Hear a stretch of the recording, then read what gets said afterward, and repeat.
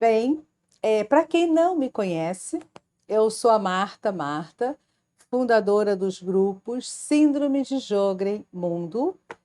Não preciso explicar mais, porque mundo, né? Já expliquei isso em vários vídeos. Se vocês quiserem saber, acessem os vídeos aí embaixo, que vocês vão conhecer toda a história do Síndrome de Sjögren, como começou, por que mundo. Vão conhecer um pouquinho da minha história também, ok? Mas está tudo já aí nos vídeos gravadinhos, é só vocês irem assistindo um a um, aos pouquinhos, né?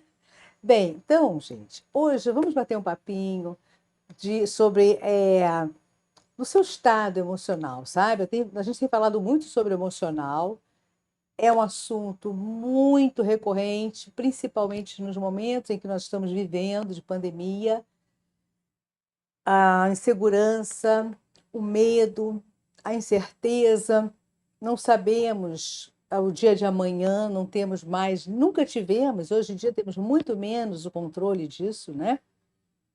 Então, algumas pessoas me perguntam muito, Marta, por que que eu me tornei uma pessoa tão amarga depois do meu diagnóstico do Sjögren?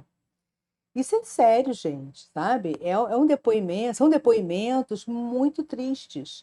Eu vou falar sobre um depoimento aqui com vocês, de uma pessoa aqui do nosso grupo, e que me emocionou muito. Ó, ela tem 37 anos, é casada, tem um filhinho apenas, é separada também, é casada, mas separou, não tem muito tempo, gente. Isso aí foi no período da pandemia que houve essa separação. Então, ela está assim, abaladíssima. O emocional dela está muito ruim, que já estava bem antes, desde que ela descobriu o diagnóstico. E ela se tornou uma pessoa amarga. Então, ela relata o seguinte: depois que meu marido foi embora, nós passamos assim os 6 primeiros meses da pandemia, né, em casa. Ele perdeu o emprego, como a maioria, né, perdeu. Eu também fui desligada da empresa. Não fui mandada embora, não. Eu fui desligada temporariamente até que tudo volte ao normal, sendo que eu não tinha, eles não me pagavam, né? Eu tinha um salário e fiquei com 1/3 do salário que eu tinha. Isso para quê? Para que eu ficasse em casa e não me comprometesse com outro trabalho. Mas com tudo isso, eu resolvi fazer algumas quentinhas e tal e vender. Graças a Deus eu consigo pelo menos aquele dinheirinho do pão e do leite. Tá tudo ok. E o marido foi embora. Mas por que que isso aconteceu? Ela se culpa muito. Porque desde que ela teve o diagnóstico do Sjögren, ela se tornou uma pessoa revoltada, amarga, impaciente e, contrapartida, ela não tratou isso, não trata, porque ela diz que ela não tem condições financeiras para poder pagar um profissional, um terapeuta, um psiquiatra. Ela não tem condições financeiras para pagar esse profissional, então ela fica sozinha nessa lida, nessa angústia, sem saber o que fazer. E por ela ter se tornado essa pessoa amarga, revoltada, ela começou a destratar o marido e o filho. Então ela em casa é uma pessoa intragável, ela não, nem ela se aguenta mais, e o marido sempre tentando, e ela sempre partindo para a briga, para a agressão moral, falando muita coisa que ela não deveria de falar, xingando o filho, xingando o marido. Ela entrou num processo, gente, de autodestruição, porque ela não aceita esse diagnóstico. Pela vida que ela tinha antes do Sjögren.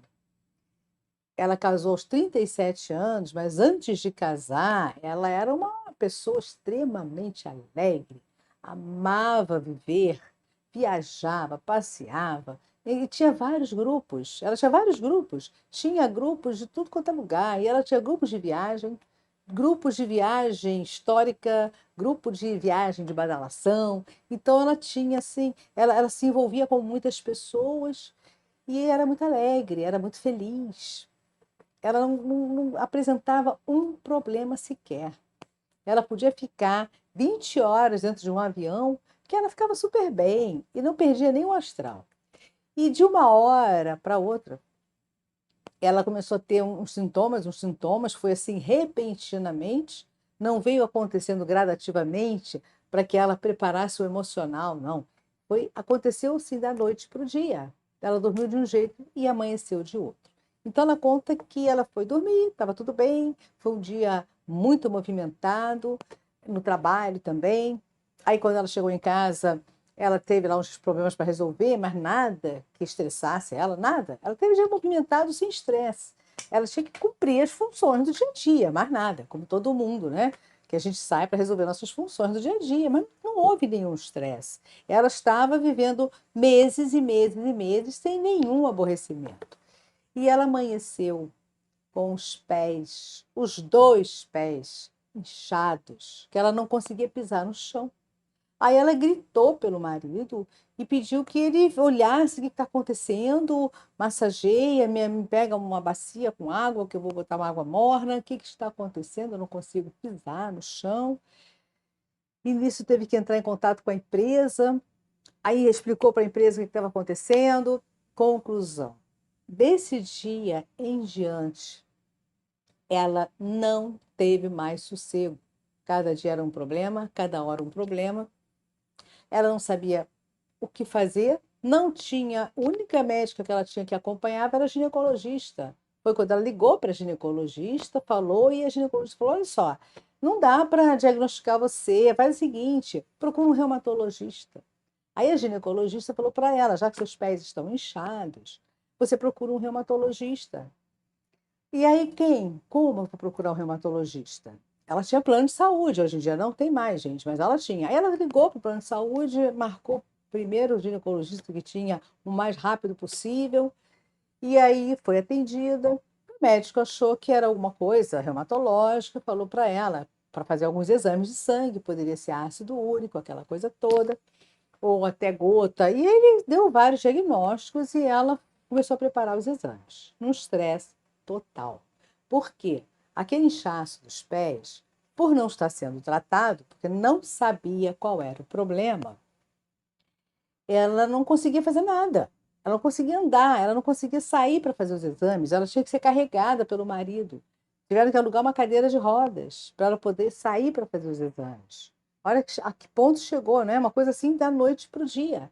E aí ela saía de cadeira de rodas e isso começou a revoltar, até que ela pediu um afastamento temporário da empresa para poder se cuidar.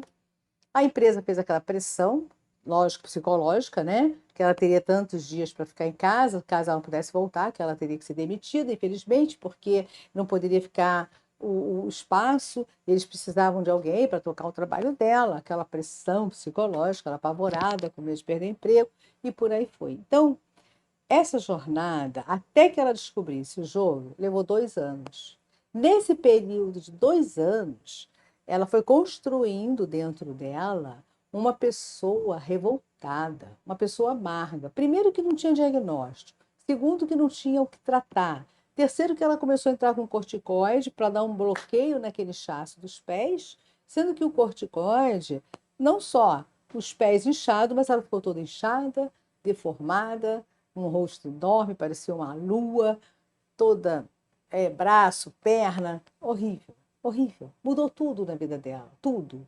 E cada vez que ela se olhava no espelho, ela se revoltava mais, aí começou a ter queda de cabelo, e foi tudo agravando, agravando. E ela e o marido ali, ainda logo no início, né, tentando dar um suporte, tentando ajudá-la, mas ela não tinha a mínima paciência com o marido. Mesmo o marido tentando ajudá-la, ela gritava, ela brigava, ela esperneava, ela xingava o marido, xingava o filho.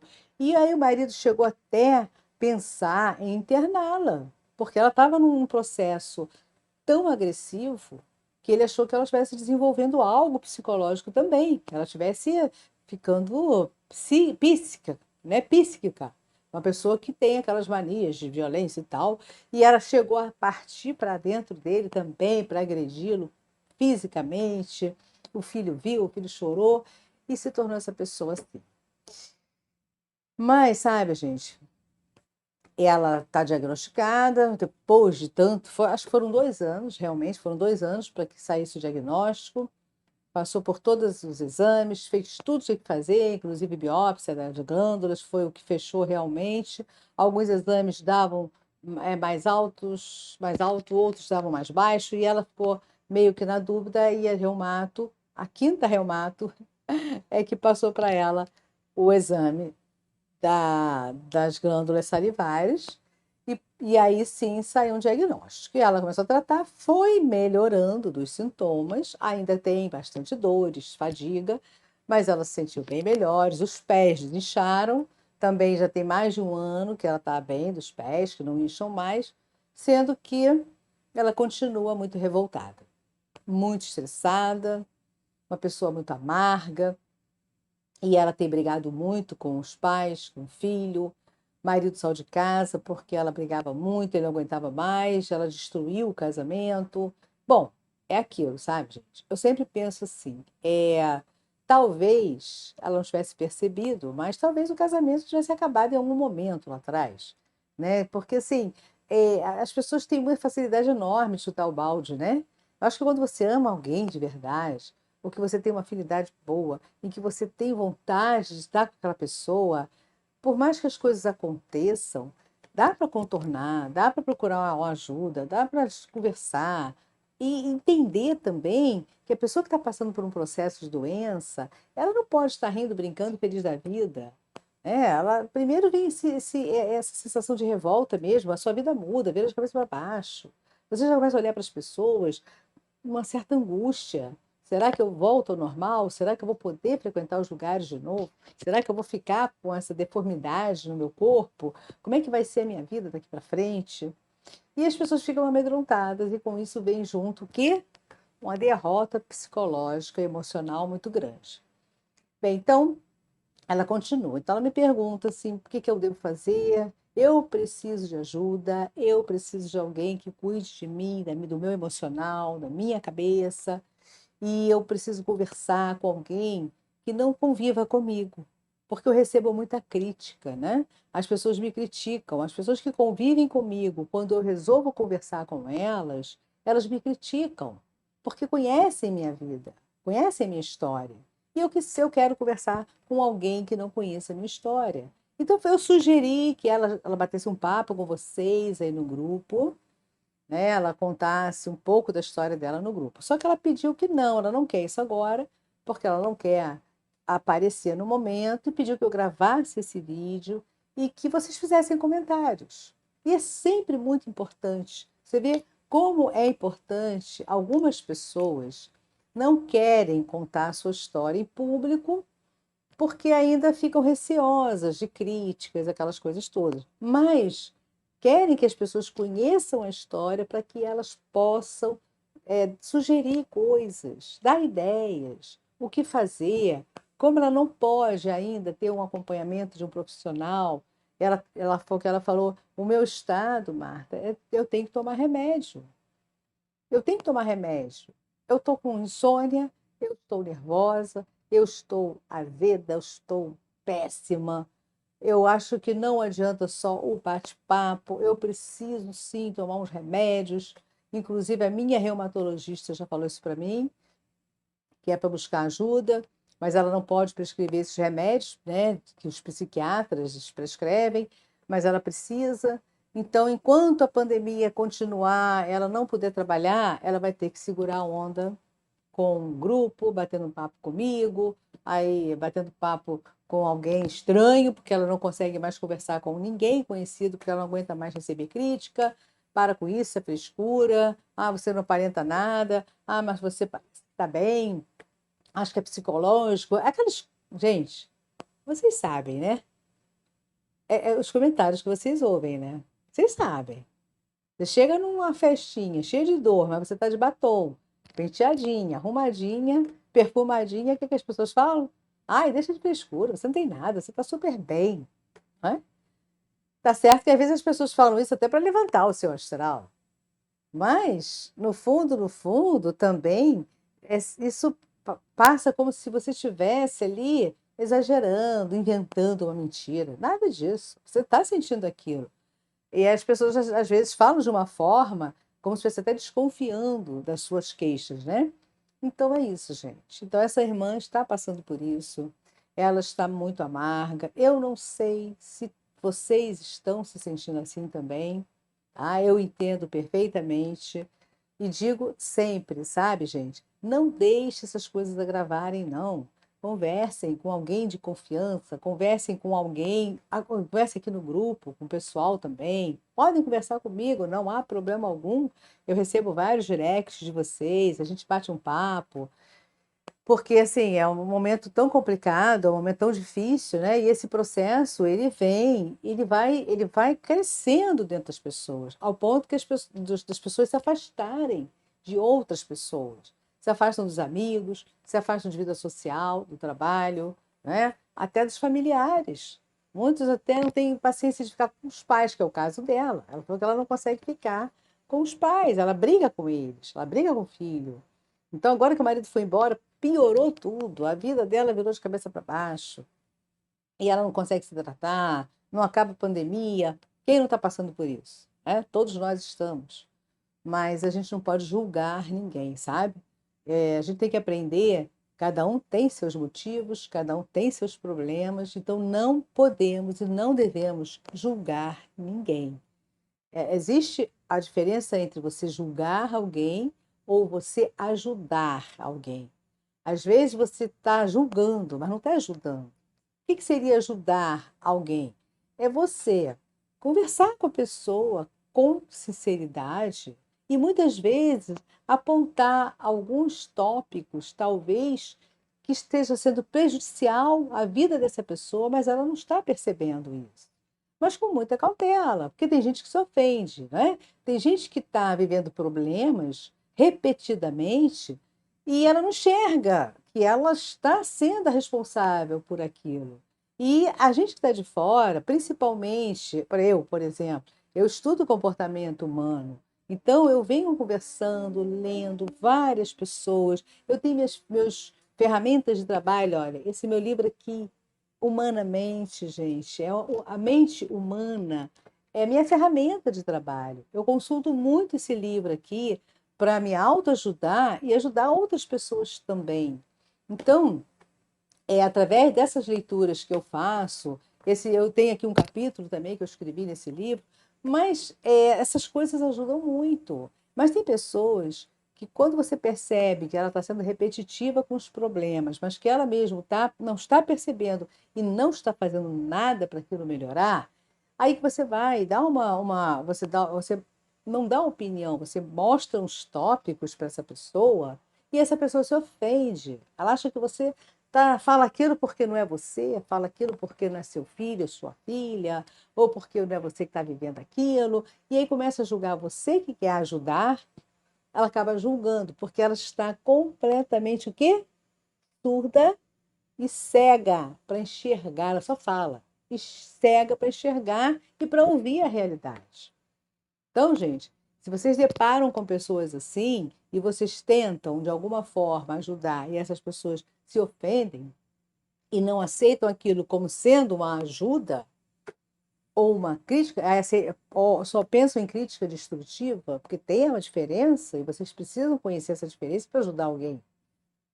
A crítica destrutiva é tudo aquilo que você aponta da pessoa, que fere, mexe nas feridas das pessoas e que não vai resolver nada. A crítica construtiva é justamente aquela forma de você chegar agradavelmente, mostrar os tópicos. É só você pontuar uns tópicos, mas ela é que vai decidir, né? E aí você está indiretamente ajudando essa pessoa que abrir os olhos. Realmente, ela tem razão. Eu tenho reclamado muito disso, mas eu não faço nada para melhorar. E se isso está acontecendo comigo, é porque eu estou permitindo. Então, se ela está falando isso de fora, é porque ela já enxergou isso, né? Então é isso aí, gente. Vamos nos ajudar, vamos manter a calma. Não podemos perder a cabeça com as pessoas que estão à nossa volta, que nos amam, porque tudo piora, tá bom? Então, até o próximo vídeo. Forte abraço, força, foco, fé e ação, ok? Bye, bye, até o próximo.